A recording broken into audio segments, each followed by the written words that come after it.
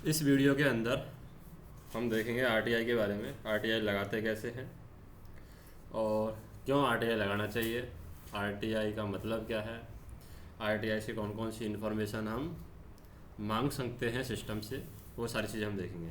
तो सबसे पहले आपको टाइप करना है आरटीआई। आरटीआई सिर्फ टाइप करना है और मोबाइल से भी आरटीआई टाइप अप्लाई कर सकते हैं और सिस्टम से भी आरटीआई अप्लाई की जा सकती है। से आरटीआई टाइप करने के बाद उसे हम देखते हैं। आरटीआई ऑनलाइन ये खोला मैंने।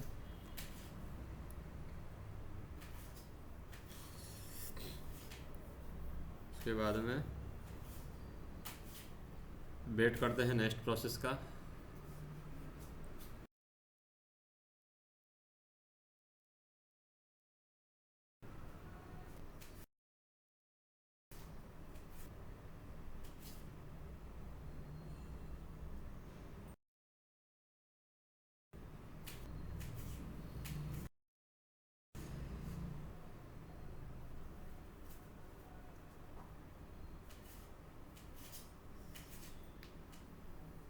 इस तरीके से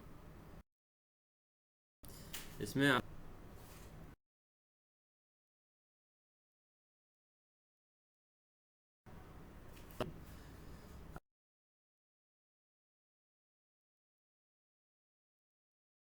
अगर आप स्टार्टिंग में आपको करना है सबमिट फर्स्ट अपील, तो फर्स्ट अपील में आप आरटीआई डाल सकते हैं।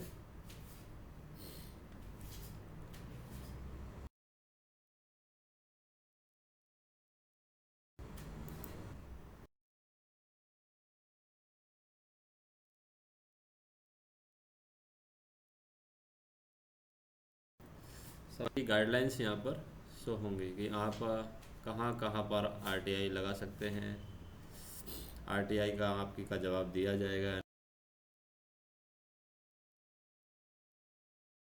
नहीं दिया जाएगा, लिखा है सारा। वेब पोर्टल है, इंडियन सिटीजन की तरह यूज किया जाएगा। आरटीआई का पेमेंट भी है, 10 रुपये है स्टार्टिंग के फर्स्ट अपील का। वो सारी चीज़ें यहाँ पर बताई गई हैं। इंटरनेट बैंकिंग से, डेबिट कार्ड से आप पेमेंट कर सकते हैं आरटीआई का। और आरटीआई के रूल की जो फ़ीस है वो 2012 के रूल में बताया गया है कि 10 रुपये फ़ीस है। और अगर कोई भी बीपीएल वाला बंदा है वो आरटीआई अप्लाई कर रहा है तो उसके लिए कोई फ़ीस नहीं है, उसके लिए आरटीआई अप्लाई करना फ्री है, फ्री ऑफ कॉस्ट वो अप्लाई कर सकता है आरटीआई। फ्री ऑफ कॉस्ट कोई भी इन्फॉर्मेशन वो मांग सकता है। उसके बाद में आपको यहाँ पर रजिस्ट्रेशन नंबर दिया जाएगा। जब आपकी एप्लीकेशन एक्सेप्ट हो जाती है आरटीआई की तो रजिस्ट्रेशन नंबर दिया जाएगा। आरटीआई एक्ट में जब फर्स्ट अपील का जो इन्फॉर्मेशन आता है उसका कोई भी फीस नहीं है। No fees for to be paid for first appeal, यानी फर्स्ट अपील का कोई भी फीस यहाँ पर नहीं है आरटीआई एक्ट के थ्रू। और आपको प्रॉपर अपना मोबाइल नंबर डालना है जिसमें मैसेज आएगा कि आपका आरटीआई एप्लीकेशन एक्सेप्ट हुआ है, रिजेक्ट हुआ है, क्या रिस्पॉन्स आया है। उसका एप्लीकेशन नंबर आएगा, उसका रेफरेंस नंबर आएगा। उसके बाद में रेफरेंस नंबर डाल करके आप अपने आरटीआई का स्टेटस देख सकते हैं कि आपकी आरटीआई का रेस्पॉन्स आया है या नहीं आया है। तो ये सारी चीज़ें आपको रीड कर लेनी है 20 के 20। फिर यहाँ पर क्लिक कर देना है कि मैं सारी गाइडलाइन समझ गया हूँ। उसके बाद में सबमिट कर देना है।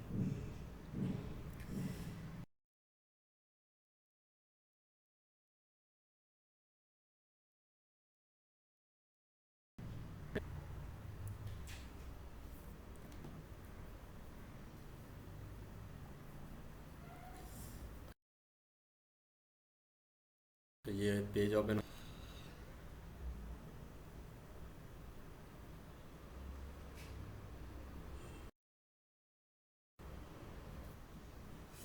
तो ये पेज ओपन हो गया है, आया है, उसकी आप अपील करना चाहते हैं, उस रेस्पॉन्स से आप खुश नहीं है तो वो आ गया आपका सबमिट फर्स्ट अपील। लेकिन आप स्टार्टिंग में अगर आरटीआई अप्लाई कर रहे हैं तो आपको करना होगा सबमिट रिक्वेस्ट पे, यानी सबसे पहले आप रिक्वेस्ट डाल रहे हैं के लिए। तो सबसे पहले जिसमें आप प्रथम स्टेज पर आरटीआई अप्लाई कर सकते हैं।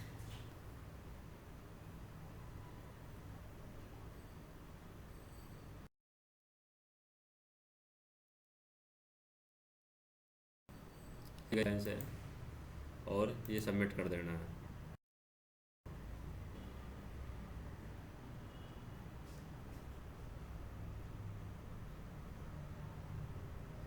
तो जो भी एप्लीकेशन यहाँ पर जाती हैं वो कंसर्न मिनिस्ट्री की, जिस मिनिस्ट्री के पास में आप कंप्ले अपना आरटीआई अप्लाई कर रहे हैं उसके नोडल ऑफिसर को जाती है। फिर नोडल ऑफिसर है वो आरटीआई को कंसर्न डिपार्टमेंट को भेजता है, जिस डिपार्टमेंट की आप इन्फॉर्मेशन चाहते हैं उस डिपार्टमेंट के पास में भेजता है। फिर वो डिपार्टमेंट है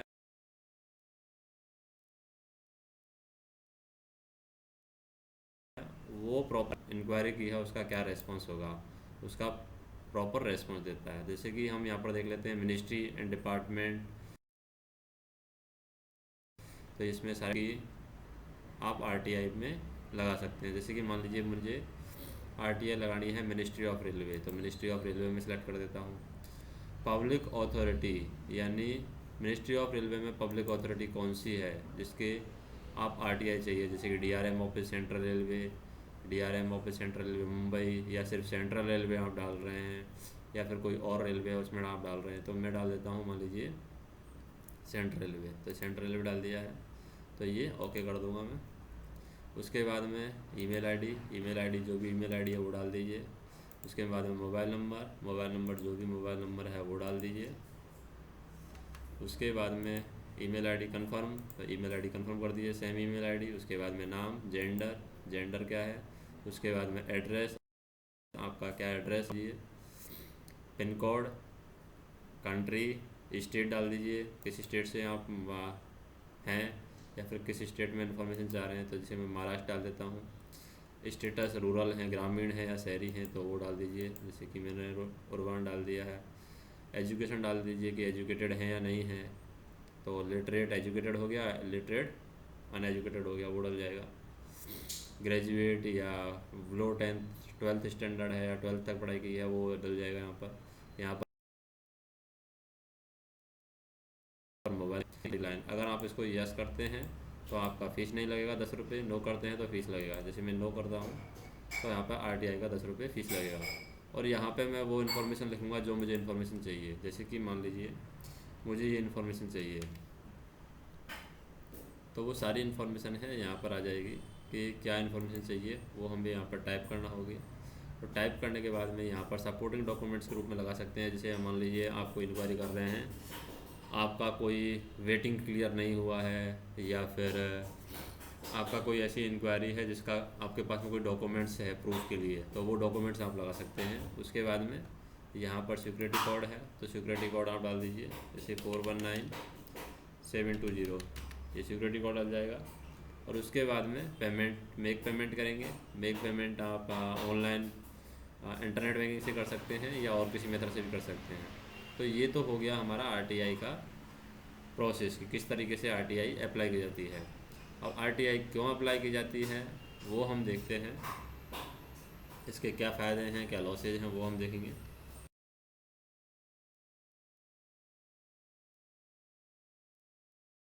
सारा दिया हुआ है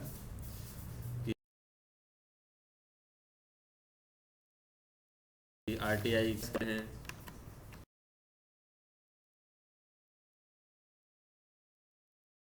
और गई है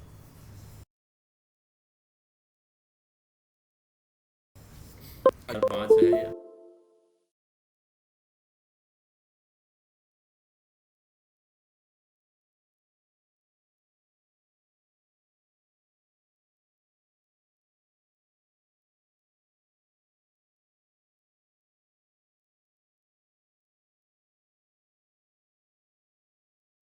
आरटीआई हो सकता है। ये प्रत्येक नागरिक को स्वतंत्रता है, और इस अधिकार का अर्थ है कि हमारे देश के प्रत्येक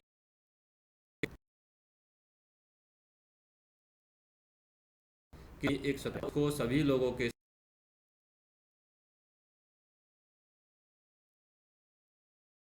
साथ करने वाली है कि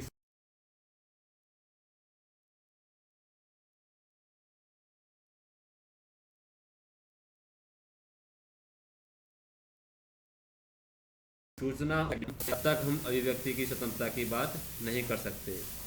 तो यह किसी भी लोकतांत्रिक व्यवस्था के लिए बहुत महत्वपूर्ण है। तो इसका मतलब है कि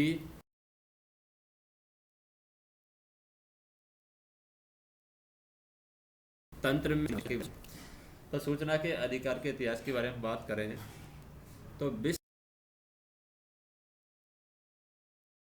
स्तर पर डालते हैं तो हमें पता चलता है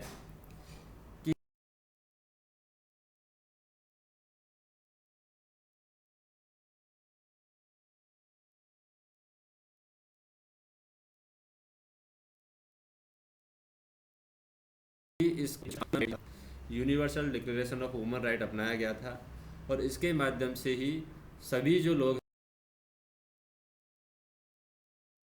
हैं, सभी नागरिक का अधिकार है और सूचना प्राप्त करने का अधिकार ये दिया गया था 1948 में। और अमेरिका के तीसरे राष्ट्रपति थॉमस जेफरसन ने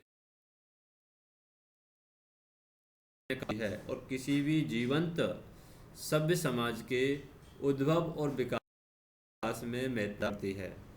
भारत में भी लोकतंत्र को मजबूत करने और शासन में पारदर्शिता लाने के उद्देश्य का अधिकार अधिनियम ताकि लोकतंत्र में मजबूती आए, शासन में पारदर्शिता आए। पारदर्शिता मतलब हर किसी को जानने का अधिकार है कि शासन में क्या चल रहा है, सिस्टम में क्या चल रहा है, वो कोई भी इन्फॉर्मेशन मांग सकता है। तो अंग्रेज़ों ने भारत पर लगभग 250 वर्षों किया और इसी दौरान जो शासकीय गोपनीयता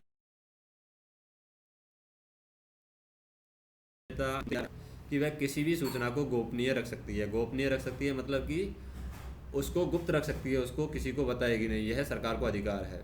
ऐसा 1923 में अंग्रेज़ों ने नियम बनाया। लेकिन 1947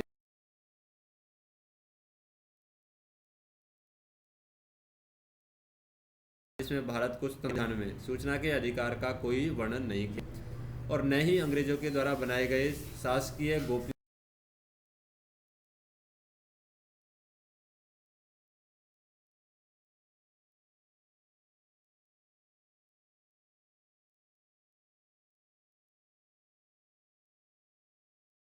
करना था सुप्रीम कोर्ट में। उत्तर प्रदेश सरकार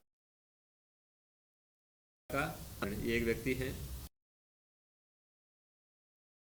इन दोनों के बीच पर सुनवाई हुई है, न्यायालय में हुई है और इसी दौरान न्यायालय आदेश में द्वारा सार्वजनिक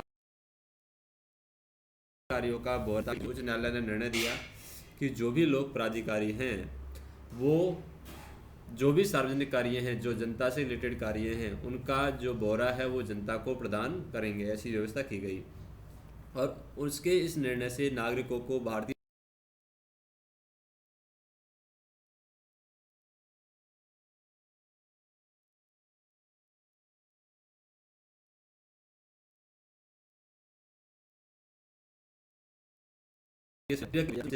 जन आंदोलन की शुरुआत हुई और जिसमें मजदूर किसान संगठन था ASF संगठन थी। अरुणा राय की अगुवाई में भ्रष्टाचार के भंडाफोड़ किया गया था। तो सूचना का अधिकार अधिनियम 2005 क्या है? सूचना का अधिकार बोलचाल अधिनियम 2005 भारत सरकार का एक एक्ट सूचना का अधिकार और RTI या फिर सूचना का अधिकार, इसको संविधान के अनुच्छेद 19 वही दर्जा दिया गया है। और अनुच्छेद 19(1) के अंतर्गत जैसे हर नागरिक को बोलने और अभिव्यक्ति की स्वतंत्रता है, उसी तरह यह जानने का भी हक है कि सरकार कैसे काम करती है और उसकी क्या भूमिका है। सूचना का क्या अर्थ? अगर सूचना की बात करें, सूचना होती क्या है? तो सूचना का अर्थ होता है जो विभिन्न रिकॉर्ड हैं, जो विभिन्न दस्तावेज हैं, जो ज्ञापन है, जो ईमेल है, विचार हैं, सलाह है, कोई प्रेस विज्ञप्ति है, कोई परिपत्र है, कोई आदेश है, कोई ऑर्डर है, कोई लॉग पुस्तिका है, कोई ठेके से रिलेटेड कोई चीज़ें हैं, या फिर कुछ भी दस्तावेज हैं, जो कोई भी उपलब्ध सामग्री है जिसे निजी निकायों से संबंधित या किसी लोक प्राधिकरण के द्वारा उस समय के प्रचलित कानूनों के अंतर्गत प्राप्त किया सके, उस सूचना को प्राप्त किया जा सकता है, वो कहलाती है सूचना। यानी उन दस्तावेजों को उस समय के प्रचलित कानूनों के अंतर्गत उसको हम जो प्राप्त कर सकते हैं वो कहलाते हैं हमारा सूचना। अब इसका फुल फॉर्म क्या होता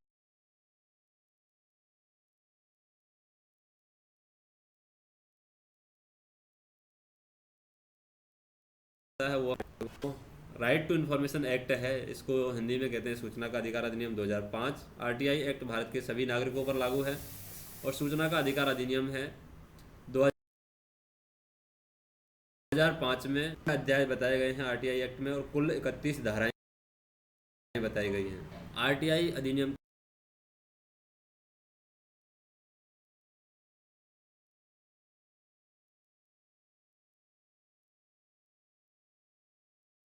का क्या सदस्यता लाना, सब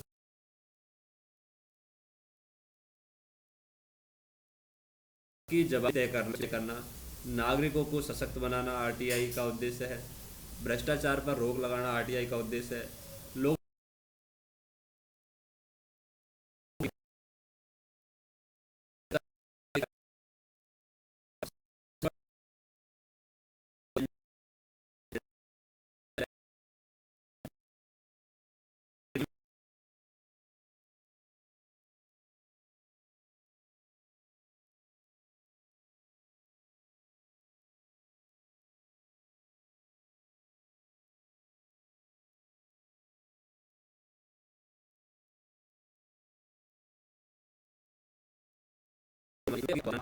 कि लोगों को सार्वजनिक चिंता के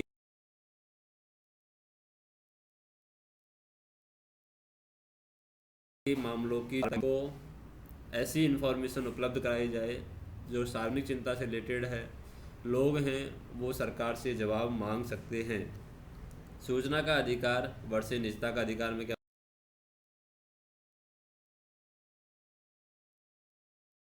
बताया गया है, दूसरे के विरोधी भी हैं अगर हम सिद्धांतिक रूप से सोचते हैं। एक और तो आरटीआई सूचना है, वहीं निजता का अधिकार गोपनीयता हैं वो गोपनीय होनी चाहिए। आरटीआई जो एक्ट है वो कहता है कि कुछ भी गोपनीय नहीं होना चाहिए, और सूचना को प्राप्त किया जा सकता है, एक दूसरे के विरोधी है। आरटीआई की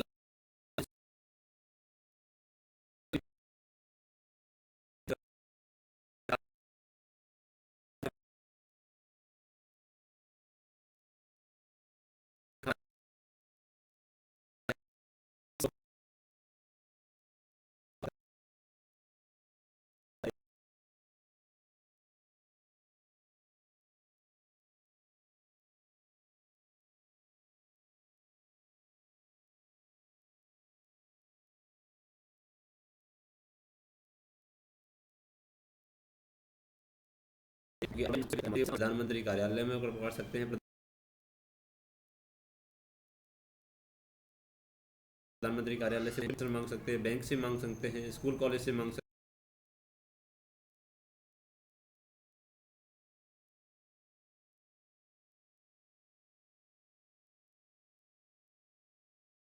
हैं। नए आने वाले विभाग कौन से हैं?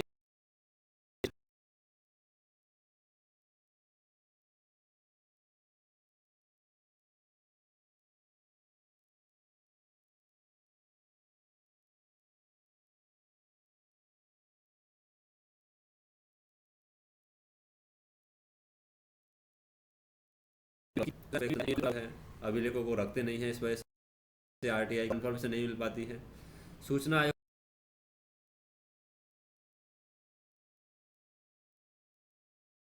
को चलाने की है तो वो क्या सूचना देगा? तीसरा, सूचना के अधिकार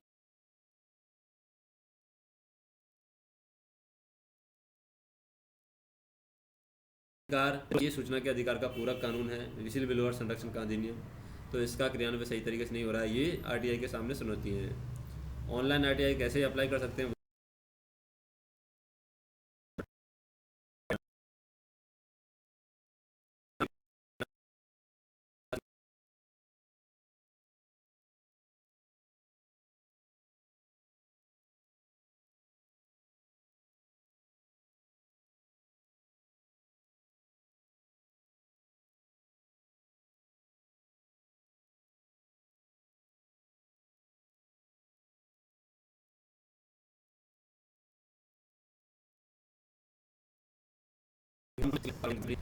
थ्रू आप इंफॉर्मेशन लेना चाहते हैं